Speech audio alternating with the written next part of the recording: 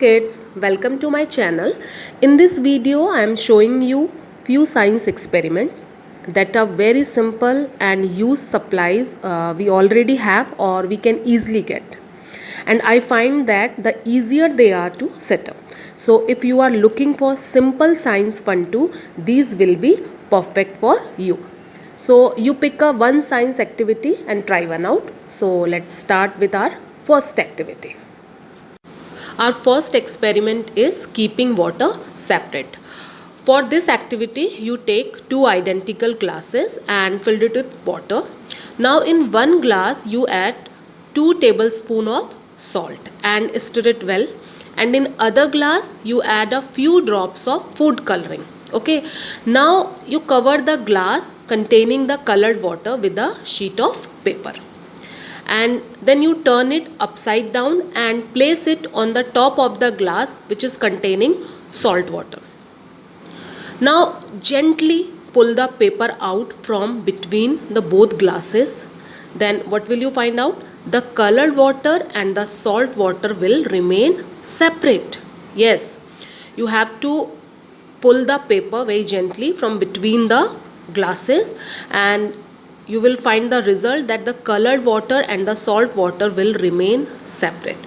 Now what is the magic behind this? What is the science trick? You know, when we add salt to water, it makes the water more dense. It means it gets heavier. And many objects that sink in fresh water will float in salt water because the salt increases the mass without changing the volume very much. Salt water is heavier than colored water. This is the reason the two stay separate as long as the boundary between them isn't disturbed. Now you try turning the two glasses over.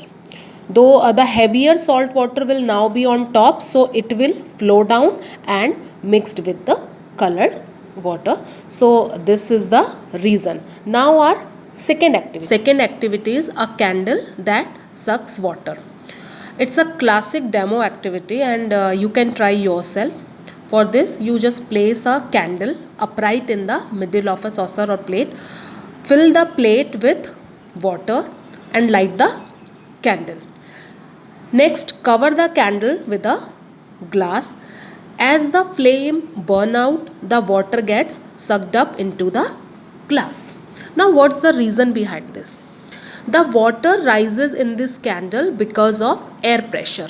Let me start off with the sucked part. No, the water is not actually sucked up. The pressure inside the glass is reduced while the pressure outside the glass, which is due to atmosphere, stay constant.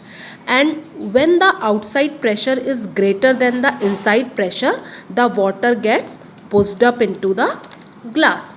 But question is, why does the pressure inside the glass is decreased? It's mostly due to the chemical reaction.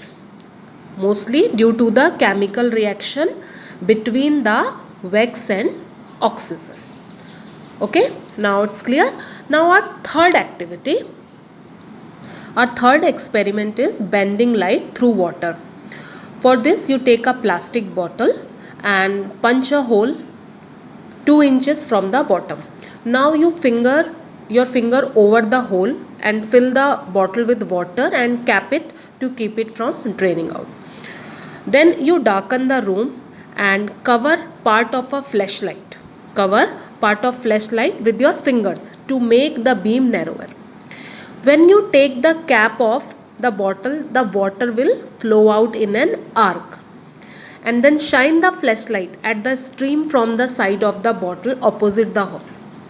The light will bend with the arc and create a bright glow where the water hits the sink. Now what's the reason behind this? You know, when light travels from air into water, air medium into water medium, it slows down, causing it to change direction slightly. This change of direction is called refraction. This change of direction is called refraction. Light is slowed down in a transparent media such as air, water and glass. And when light in the stream strikes the boundary between the water and air, much of the light refracted back into the stream. And then light continues the internal reflection all along the arc formed by the following water, as you can see in the picture. So this is the experiment, bending light through water. Now our next activity is egg in the bottle experiment. For this you take a glass bottle that has mouth slightly smaller in diameter, and take one boiled egg. First you remove the shell from the hard boiled egg, as you can see in the picture, and place it on the mouth of bottle or the jar, and take a moment to make some observation. Why doesn't the egg fit into the jar? Do you think it is possible to put the egg inside the jar? For this, second step is you take a strip of a thick paper ready. Okay, strip of thick paper ready, and then you have to use thick paper because you need something that won't burn too quickly when you light it on fire. After we place the burning paper in the bottle, the air inside the bottle begin to heat up and expand. When the air contracts, the air pressure inside the bottle becomes less than the air pressure outside the bottle to push the egg down the bottle. So in this experiment we can see the power of the magic of air pressure. I hope you enjoyed my videos, and if you want more videos, please share, subscribe and like my channel, and stay tuned with my channel. Thank you.